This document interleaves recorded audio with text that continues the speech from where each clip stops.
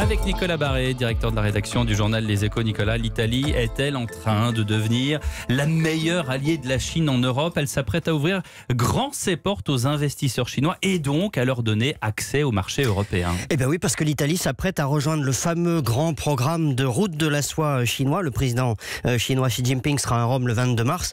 Un accord pourrait être signé à ce moment-là. Le programme de route de la soie, vous le savez, c'est ce projet planétaire de route maritime, terrestre, qui doit permettre à la Chine, au fond, de redessiner la carte de son influence mondiale. Pékin a déjà enrôlé 80 pays en Asie, au Proche-Orient, en Afrique, en construisant des infrastructures là-bas, sur fond chinois, avec uniquement des entreprises chinoises, bien évidemment. C'est une sorte de plan Marshall à l'échelle du monde, à l'échelle des ambitions de ce régime. Et donc, il manquait un pays européen dans le paysage. Alors, il y en a déjà, mais ce sont des pays de l'Est de l'Europe. Avec l'Italie, évidemment, la Chine décrocherait pour la première fois un pays du G7, un membre fondateur de l'Union européenne.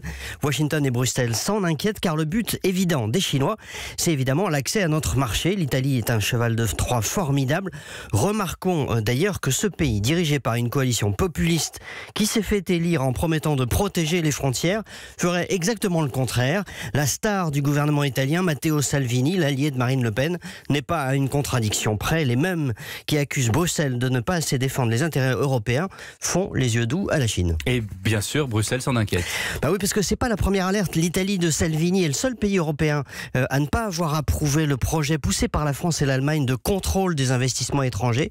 Ça vise évidemment les Chinois parce qu'ils rachètent des pépites européennes. La Chine a acheté le port du Pirée en Grèce. Elle a acheté une banque au Luxembourg. Ça lui donne l'accès à tout le marché bancaire européen d'ailleurs.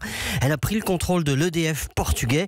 Et avec l'Italie, évidemment, elle pousse ses pions beaucoup plus loin avec la complicité donc d'un gouvernement populiste qui, au fond, se moque pas mal des intérêts des Européens.